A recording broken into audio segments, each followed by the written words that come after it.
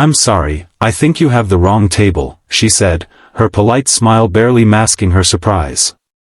The man standing before her froze, his hand still gripping the back of the empty chair. He looked down at the table, 2 coffee cups, a half-eaten croissant, an open book, and back at her. "Oh, sorry. My mistake." But instead of walking away, he hesitated. "You just remind me of someone," he said quietly. Mia tilted her head. "Someone you were supposed to meet here?" He nodded. "My sister. I haven't seen her in years." Something in his voice, a fragile mix of hope and regret, made Mia's chest tighten. She gestured to the seat across from her. "Well, maybe you could sit for a minute. Until she shows up." He hesitated, then sat. The small café buzzed softly around them, a contrast to the stillness between 2 strangers who suddenly felt less like strangers. They talked, at first awkwardly, then easily. About coffee, travel, music. About family. The man's laughter came slowly, as though rediscovering it after a long absence. When his phone rang, his face fell. "She's not coming," he said softly. Mia didn't know why, but she reached across the table and placed her hand on his. "Maybe," she said gently, "you were meant to sit here instead." He looked at her, really looked, and smiled for the first time that morning. Fate, it seemed, had found the right table after all. What began as a mistaken greeting turned into a conversation that stretched far beyond the lifeline of a single cup of coffee. Mia learned his name was Ethan, a freelance photographer who just moved back to town after years abroad. His sister, he explained, was supposed to meet him to talk after a long estrangement, a fight that had started small and snowballed until silence felt safer than words. Mia listened, quietly stirring her coffee though it had gone cold. She didn't interrupt or offer advice, she simply listened. There was something healing about being heard without judgment. In return, Ethan asked about her life.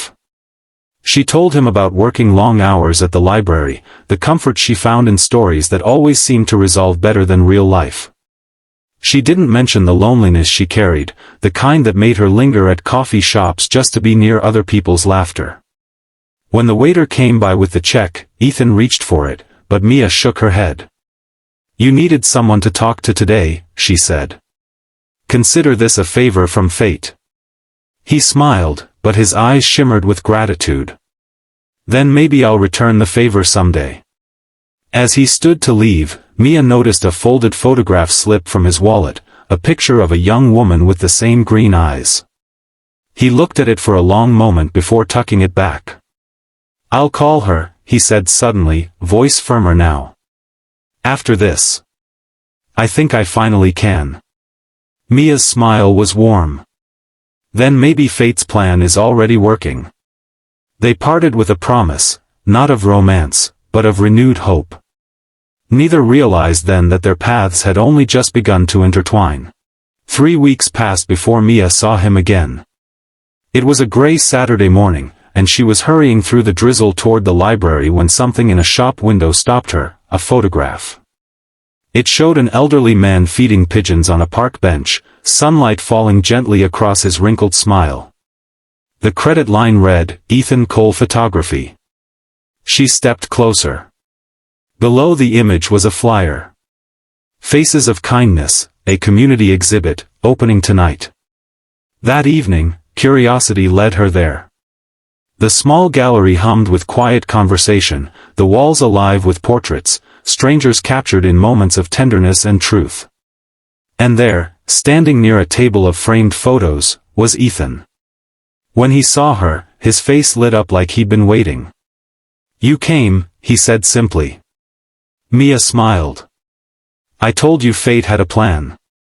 He laughed, a sound freer than before. "You were right. I called my sister that same day. We talked for hours. We're still awkward, but it's a start." Mia looked around the gallery. "These photos, they're beautiful. They feel hopeful. They're all people who showed me kindness when I didn't deserve it, he said quietly. Including one more that I haven't hung yet. He reached beneath the table and pulled out a framed picture, her, sitting at that cafe table, smiling softly at someone unseen. Mia gasped. You took this? He nodded. That day changed something in me. You reminded me what compassion looks like. She stared at the photograph, humbled and speechless. Outside, rain began to fall again, but this time, it felt cleansing. Fate, she thought, wasn't done yet. After that night at the gallery, Mia and Ethan began crossing paths often, sometimes by plan, sometimes by pure coincidence.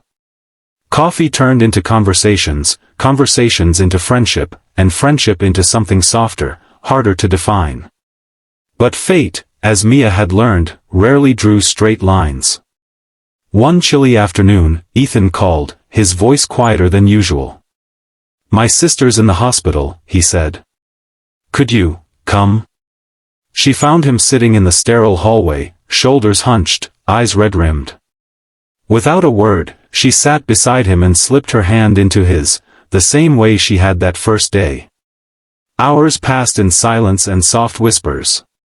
When his sister finally woke, Ethan went to her bedside. From the waiting room, Mia watched through the small glass window as he leaned over, took his sister's hand, and cried. Not from grief this time, but release. Later, he came back to her, voice trembling. We said everything we never said before. Thank you for pushing me to make that call. Mia smiled through tears. You did the hard part. He shook his head. No, you reminded me how to try again. When she got home that night, she found an envelope slipped under her door. Inside was a small photo, Ethan and his sister, smiling at the hospital garden, and a note that read. Kindness has a way of finding its way home. Thank you for being mine. Mia pressed the photo to her chest, heart full. She hadn't expected her small act of empathy to ripple this far. But sometimes, she thought, fate rewards kindness by bringing it back in ways we never see coming. A year later, the cafe was different, new chairs, brighter lights, but it still smelled of roasted beans and quiet stories waiting to happen. Mia sat by the window, a familiar spot she hadn't visited in months. She was there early, setting out 2 mugs of coffee. The second wasn't for Ethan this time. It was for a nervous-looking teenager hovering near the counter, clutching a worn backpack and scanning the room like he wasn't sure he belonged. Hey, Mia called gently. You can sit here if you want. He blinked. Oh, sorry, I think you have the wrong table. Mia smiled, warmth flooding her chest. Maybe. But sometimes the wrong table turns out to be the right one. He hesitated, then sat. His name was Jamie, a runaway trying to find work and a place to stay. As he talked, Mia listened the way she had once listened to Ethan, patiently, without judgment. She called a friend who managed a small bookstore nearby, asked if they needed help. By the end of the conversation, Jamie had an interview and, more importantly, a reason to believe again. When he left, he whispered, "You didn't have to help me." "I know," she said softly. "That's what makes it matter." Later, as she watched him disappear down the street, a familiar voice came from behind her. "Carrying on the tradition?"